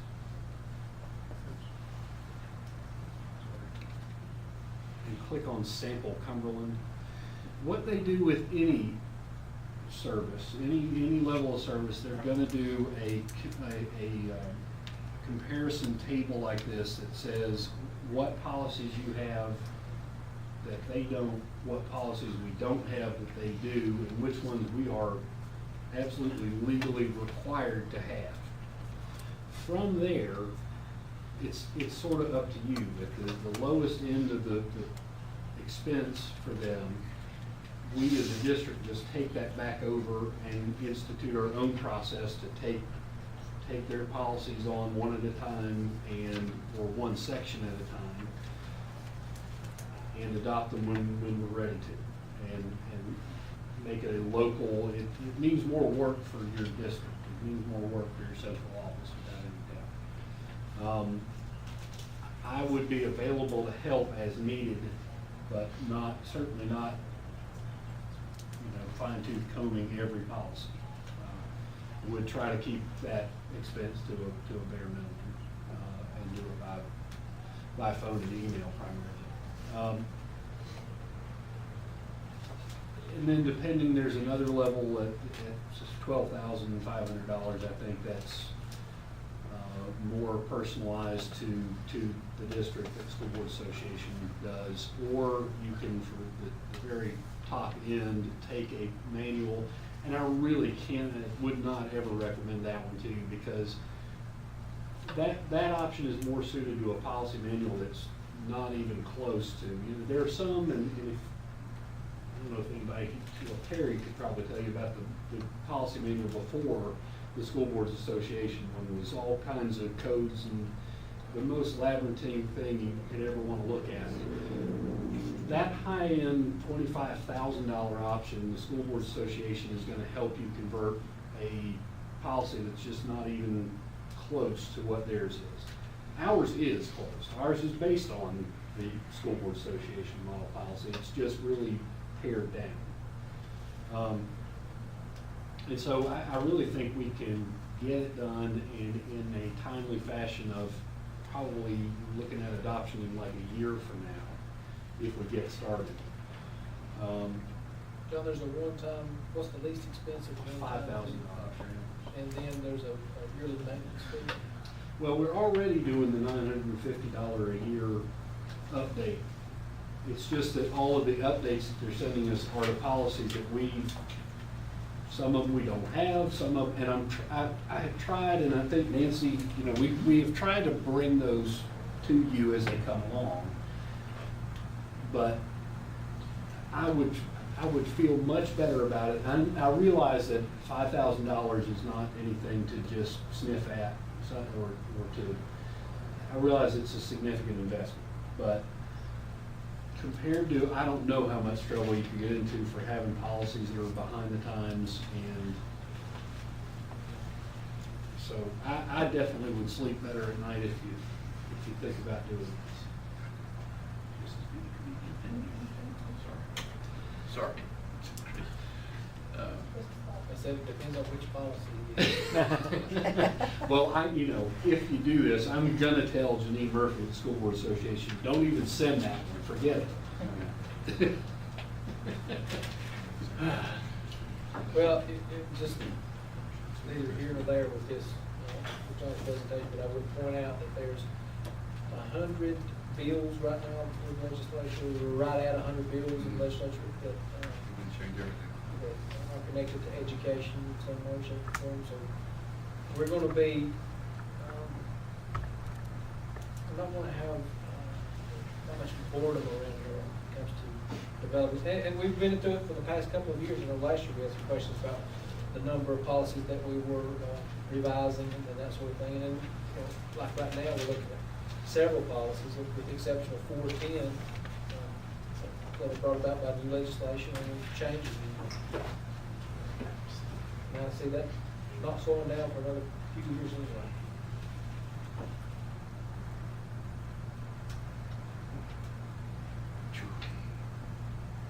I'm gonna try to summarize, John and Dr. Baldwin, correct me where I'm wrong. So right now, we are currently based on, with them for $950 a year, where they're providing us updates as on an ongoing basis that we can then use to incorporate into our current manual. And what you were saying is that they're offering the service, which for $5,000, we can accelerate that process. Am I putting this correctly? And then they will provide those updated, the language for that updates directly to us on an ongoing basis. Yes, sir, and more importantly, they will go back and fine-tune comb what we have and what we should have, because yes, it's good, it's a great thing that we got back on the update service. We really needed to do that, because I could keep up with all of that for you, but I can't do it efficiently enough. That it makes so much more sense to have the organization that is watching school law for this entire state to keep up with it for everybody who subscribes to them, their service, and to make sure everybody's up to snuff on it. Because I don't know, you know, Renee, we started back on the update service 2 years ago? About 2 years ago. We had all that time between 2006 and 2 years ago that we weren't getting regular updates on everything. And this update would make sure that all of that got caught up. So you're saying do that, you're not recommending the other two, John, correct? Because of the cost involved with those? Well, Understanding right? I certainly wouldn't recommend the very. The Cadillac version. Yeah, the Cadillac version. I don't believe you need that much service in it. I think that if you select the $5,000 version,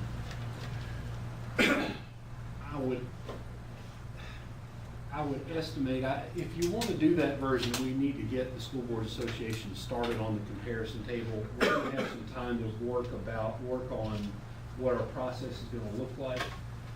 So we maybe could present that to you at your May meeting, and hopefully with a timeline. But I would estimate for you that if you go that version, I'm gonna maybe have an additional trip here. I wouldn't take any additional trips.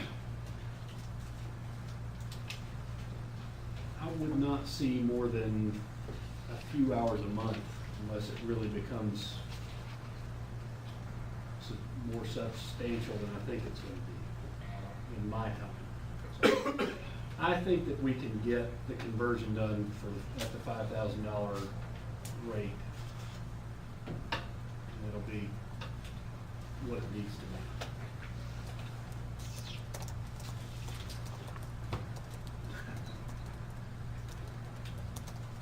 We have a recommendation by Mr. Henning that we've considered. I don't know if it's want to move forward. My own personal thoughts, which y'all know I'm not back about sharing, is I'm not sure I'm willing to spend $5,000 at this point in time with some of the constraints that we have ongoing and that we're faced with, because at this point we don't even have our budget. The budget hasn't been given to us by the commissioners. We don't know where we're at. So I have a very difficult time approving spending additional funds at this time. It might be something we look at later on. That's just my thoughts. I'll leave it up to the rest of the board. And Mr. Chairman, honestly, I respect that position. I understand that it's not, it's a consideration for certain. We don't have a whole lot of extra funds around here but if we wind up losing a lawsuit someday on the basis of not having policies up to date, and that could happen, it could pale in comparison.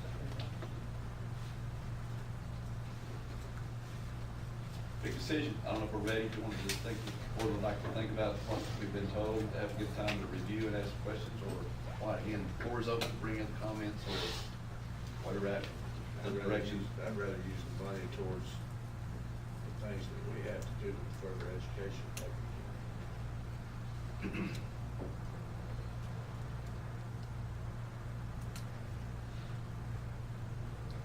I would say, it's not absolutely essential that you make a decision tonight if you want to wait. I can try to have for you a set timeline for your May meeting. It does need to be made relatively. Or with Dr. Baldwin suggesting, we could check with some of our other school districts, see what process they have followed. There's nothing wrong with following the leader, so to speak. We're talking about something like that. I would say that let's do a little bit of that. I understand, I am an avid, let's teach our kids, but I also see John Hume's point of hindsight of, man, just one mistake of $5,000 to take care of it. So, could you do a little research and find out some more for us for the next meeting? I was supposed to be on the day at 8, and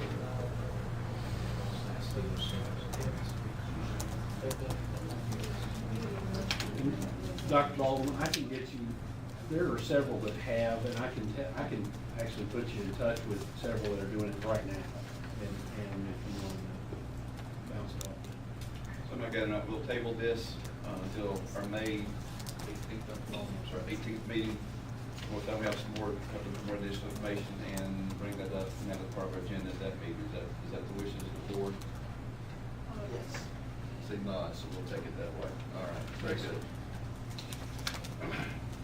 A little out of kilter here. So curriculum instruction. I think I've covered everything on the policy. Did I skip anything, board members or I think we get it all. Curriculum instruction, nothing. Buildings and grounds, Highland Swim team bus usage. I guess Mr. Bell, if you'll bring us up to speed on I that. think that request is one that you have seen before, and there's no difference in their request that you have honored before. Have they done this in the past? I should remember us doing this particular one. No, we haven't. We Can I address the board? Sure, yes. My name's Steve Hyde. I'm the head coach of the Highlands Hurricanes. And no, we have not ever requested. Oh, it's the next one, gymnastics. Right, sorry, I just want to make sure. Okay. Thank you for introducing yourself. I confess I was looking at it saying, I don't recognize the face. We're glad you're here. I personally think this is fine, but I will give the board, before we move, any questions that Steve might have about the request. Basically, this is, correct me if I'm wrong, this is where we have to bring some children from Highlands down to compete in county, here to Franklin, to further down and build their program to compete in meets that will take place here at the Franklin Rec Park. Is that correct? The two days in question are Thursday, July 9th and Saturday, August 1st, 2015. Mr. Houghton, does the Hurricane swim team have insurance? We will have insurance. This is our second year after a long break, and following the model of the Franklin Fast, we're going to join the Amateur Athletes Union. We are a Highlands Recreation Park team, so our insurance covers us on premise, and we are planning on joining the Amateur Athletes Union for that specific purpose. You'll have that in place, obviously, I think, before this takes place, correct? That is our intention. And I'll get to probably to. And why'd you move back in? You try to hide from me there. There you go. So I guess we can entertain a motion subject to the supplying of the proper insurance for review. We'll entertain a motion for approval. I make a motion to approve the request. Do I hear a second? Second. Subject to, like I said, subject to approval. All in favor, say by saying aye. Aye. Any opposed? So moved. Thank you. Very good. Looking forward. Hope it works out well. Now I can assure you that the next one is one that you have done before. Yes, that's And what there are no changes. I make a motion to approve. We've done this very many times and it's worked out. Second. I have a motion and a second that we accept the facility use agreement with New Visit Gymnastics. All in favor, say by saying aye. Aye. Aye. Any opposed? So moved. Business and Finance. Mr. Chairman, we were going to add the... I'm sorry, John, thank you. We did that. Consultation update on consultation of good property. Thank Yes, you for catching today was the last day in the current upset bid period. I did receive an upset bid in the amount of $161,878.10. So that's FYI, there is a new upset bid starting a new period. I wanted to discuss with you, and I gave you all a resolution that would do this if it is the board's desire to do so. You're all aware that the bid process that you started says in the statute that the board, and we have said in every subsequent notice that we give them pursuant to it, that the board reserves the right to reject all bids at any time. I'm beginning to think that you need to do that, and here's why. When we started this process back in December, we're talking about a school building that had sat, and after our efforts a couple of different times to try to market it, and had no offers. And when we got an offer, I did not imagine there'd be this much competition for it back and forth. And what it has begun to, it's a good problem to have, but the fact that there is substantial interest in it has meant that every time there's an upset bid, we've got another advertising cost. I've got some time in trying to communicate that to everybody who's asking about it, among all the bidders. So I think that instead of continuing this upset bid process, it would be a good idea for the board to adopt the resolution I gave you, which rejects all bids and starts a new sealed bid process that is similar to what we've set up for the CTE house, and I think you all looked at sort of generally what that looked like. We've also got the great advantage this time of having, we know a lot of people who are interested bidders. There may be more out there. We would try to advertise it for 30 or 60 days maybe, and have everybody's interested. This sort of says, all right, no more messing around, no more inching it up $7,000 or $8,000 at a time. Give us your best offer. We will tell them that there's a minimum, and we already know what a good minimum is. It's the current bid we have now, or more. I was thinking we bump that up some, because, I mean, if we're incurring costs, and if we're gonna do it this way, I mean, we're taking a little bit of possibility of taking less money because of this. Well, we won't be obligated to take less anyway. It's just, this gives us a chance to say, all right, everybody give us your best bid. We'll look at the high bidder and consider taking it. You're still not bound to take that bid. You could still get sealed bids and say, nope, still not enough. But I guess I'm gonna follow up what Stephanie just said. We can always fall back and say, in lieu of the bids we receive, we can actually go back and take the bid that we have now. If we you, reject it, if then you we can got come back and sealed accept bids that were less than what you had now, I don't see that happening. I think that all of these bidders are gonna come in with a good bit more. And also, you can reserve the right, and we would do this in the advertising, reserve the right to negotiate with the high bidder. Because you could say, you got pretty close, but we really need X number of dollars. What is the bid at this point? $161,878.10. So we could say a minimum bid of 200,000 or something, or 170,000, whatever number. You could state, I think you'd make it a little softer than that, state an asking price, for the sealed bids. So we kind of give our expectation of it without. Problem is, I don't even know what that number is myself. And I think all the bidders, if we give them I think a 60-day process is probably wise, because they're gonna need a good bit of time to figure out what that best offer is. We reserve does this reserve us the right to reject the highest bid and go to the next one? If there's reason to do that. Why would we do that?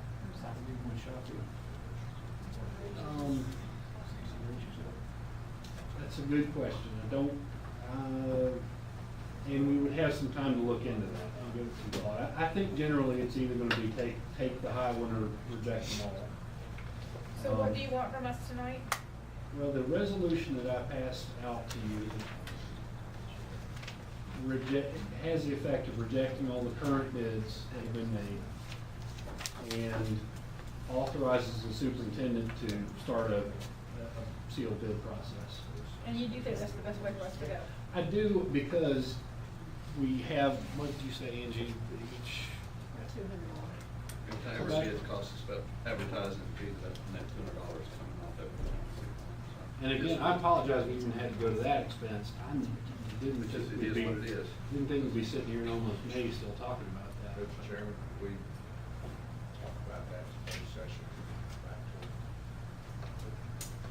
don't know, I'd have to look at John.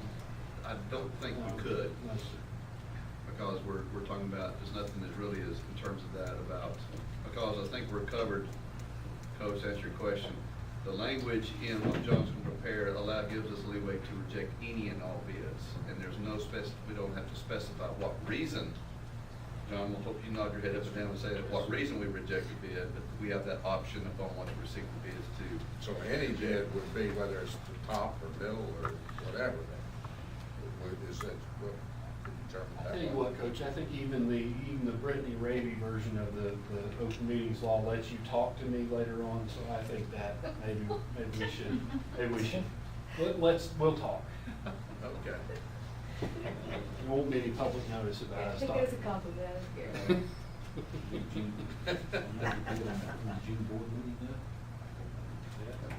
And also, let me make sure I understood is that, so you can put the language with the bid we have now, we can either start that as the minimum bid acceptable, or we can actually raise it. Do we have to decide that tonight, or that's part of what we're doing, or I not? put into the resolution that it's on any other terms that the superintendent deems best, so, we can sort of work out what we think ought to be a minimum, make sure you're all comfortable with it. But there's room for us to go ahead with a process. I personally think we ought to follow John's recommendation. I think it's direct as we said, every time we go with everybody, it just costs us a little bit more money, and it keeps going on and on. And beyond it, and also be proud, we're above where we ever thought we would be when we started anyway, shall we say, so. And double the original bid over, and so, and the longer it drags out, the longer we have to wait for the money we can be using right now, so. You got it, well, within reason. Oh, I do too, that could be a problem. What's the tax? Which evaluation we go with? Yeah, I know. More recent, I can tell or not tell. the more recent, seemed like the more recent one's about 423. Or about, the most recent one that came in. So you need a motion for that? A motion to adopt the resolution will handle it. Okay. Also, for it to be, Dr. Baldwin to make any revisions he feels necessary to protect the interests of the board. And this is your, you like this also? I would make a motion to adopt amendment that John Henning presented with the section that we have Dr. Baldwin make amendments to protect the board. Second. And to look at it within the best interest of what the board has Look at directed the to do. best interest There of we the go. board and the board's best interest is for each other. We have a motion that we accept the resolution that Mr. Ennis given us with further proviso to authorize Dr. Baldwin to review it and to make any changes he feels necessary that would protect the interests of the board. And that's our motion and second. Any other discussion? All in favor, say by saying aye. Aye. Any opposed? So moved. Thank you, John. I think this is a very good solution for you. Business and finance, fund redistributions. I think Angie given those sort of quickly. Let's look at, and also budget amendments, if you would, Angie. Please, board, let's look at all 5 of these, and we will approve them all at the same time, unless I hear see a shake of the head from the member saying no. That's it. Okay. First fund redistributions for Franklin High School, and they are adding $1,406 to the officials account. And by doing that, they're taking $406 from their WNCAC account, which is basically money that they receive from playoffs that they host at home, athletic donation account, and then $75 from each of those sports that you see listed below. Next one is Mountain View Intermediate. This is an account that was set up for gardening, landscaping at Mountain View, and the teacher who typically sponsored this just transferred to Macon Early College. So another teacher has picked it up, and she already had an account, so they're just combining the accounts to make it easier on her to keep up with those. State budget amendments. First one, I need to make note of that last figure down there on that last, where it says $25,668. I think when Renee sent out the agenda, I had $25,668. Tim, that's not the newest one, I don't think.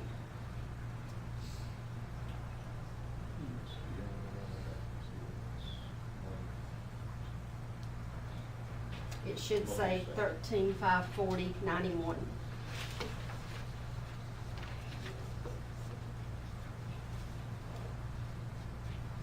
we can put That's the only change that there is. I just found the typo. We did a textbook waiver last week, and I neglected to add that into that. That's the textbook account. So that last figure should say 13,540.91. And the additional revenue there of 68,372.91 is made up of $47,375 for the summer school reading or summer reading camp. The $26,959 is textbook money, and then there was a reduction of $5,962 for North Carolina Virtual Public School. The next one is current expense, and those are just basic amendments, trying to clean up stuff where we've spent and not spent, move it how it needs to be moved to close out the year. Food is moving around. Yes, from line item to line item. And the last one is federal, and it's the same thing with federal.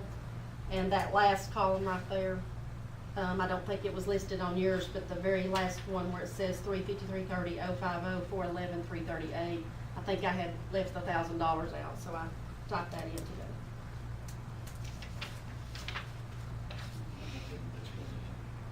Any questions? If not, I entertain a motion that we accept the 5 distributions and amendments that are presented with the changes as noted by Angie, as she's pointed out to us. I have a motion to accept, subject to the change, to also reflect the changes as Angie has indicated to us. Do I hear a second? Second. I have a motion and a second. All in favor, say aye. Aye. Any opposed? So moved. Budget summary, Angie. You're gonna give us good news here, aren't you? Well, what I can do, you have a handout in your, or printout in your folders, and this is where we're at right now. So we've completed 10 months out of 12, so we should be at 84%. The state, if you'll see there, it's at 88. It's a little over, but I will say that April the 15th was the deadline for all purchase orders to be turned in. So there's quite a bit of expense in there in that PO and encumbrance amount. So I'm not too concerned about how that's going to turn out.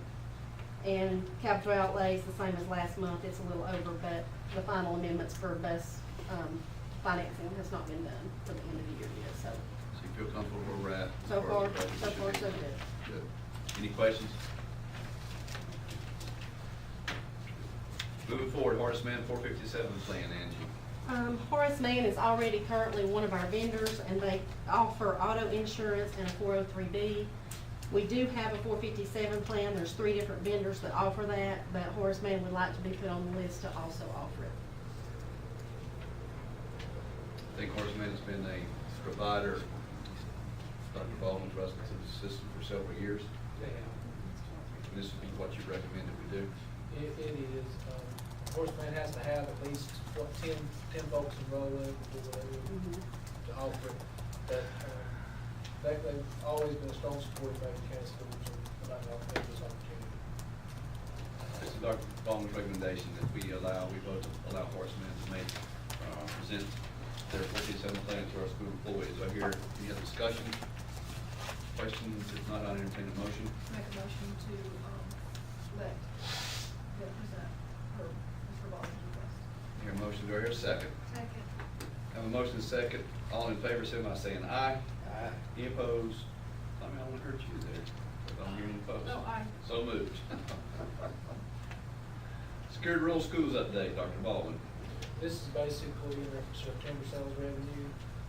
Angie and I have been trying to get some hard information to provide to you. It's our understanding that timber sales have been renewed for 2 years. It's also our understanding that that is retroactive to this year. It's hard, we've not been able to determine the exact dollar amount that that's going to impact us. We suspect it's around $100,000. We budgeted $150,000 for timber sales, and we suspect we'll get that full amount. This is good news at this point. At least for 2 more years, plus you said you can make it retro, so. Right. Well, and that's another little bit of the confusion that we have is the 2-year extension, is that this year and next year? Or is that 2 years? 15, 16, 16, 17. still not real clear on exactly what that all means at this point. But what we're seeing is positive at this. Good. this juncture. We were talking about, we'd like to go down and look at each other and say, well, we got more money. That's good. I mean, let's see what we can do with it. Yeah. Education information and superintendent information, Dr. Baldwin, anything on those two? Just upcoming events under superintendent information. Principals meeting tomorrow at 9:30. On Saturday, May the 2nd, we have the academic foundation auction. We'll begin at 5 o'clock. Folks will preview items from 5:30 to 6:30, and the auction will begin at 6:30. Thursday, May the 7th, we have the joint meeting between county commissioners and the school board to discuss the budget. It'll be at Iowa Valley Elementary School again this year. On Saturday, May the 16th, we have a benefit for Miss Sandra Whippetoe at South Macon Elementary. That starts at 5 p.m. And then, as Ms. Albee pointed out earlier in the meeting, the art exhibit will be on May the 17th at the Macon County Public Library at 1 p.m. And then the next Board of Education meeting will be at Atlanta High School on May the 18th, beginning at 6 p.m. Very good. Next on our agenda is a session close, to move into closed session. Mr. Henning, if you would please. Mr. Chairman, the reason for the closed session is one given in GS 1.3.218.11A6 to consider the qualifications, competence, performance, character, fitness, condition of appointment, or conditions of initial employment of an individual public officer or employee or prospective public officer or employee. Board's recommendation to go in. Do I hear a motion to go into closed session at this time? I'm gonna move. Do I hear a second? Second. All in favor, say by saying aye. Aye. Good deal. I hear that time. Good. I'm so, potty break, for sure. Yes. Where's that at? Oh, do you have to participate in the action? You know, I'll look at Mr. Bell and our superintendent, Brittany, to answer that question. But if anything, No action after closed session? No, you gotta stay over. No, mistakes that we take. Stick around just in case. No such thing, no good. You know, we didn't announce that academic foundations in particular day. Everybody should have got an email Yeah, they during should the get board it. meeting.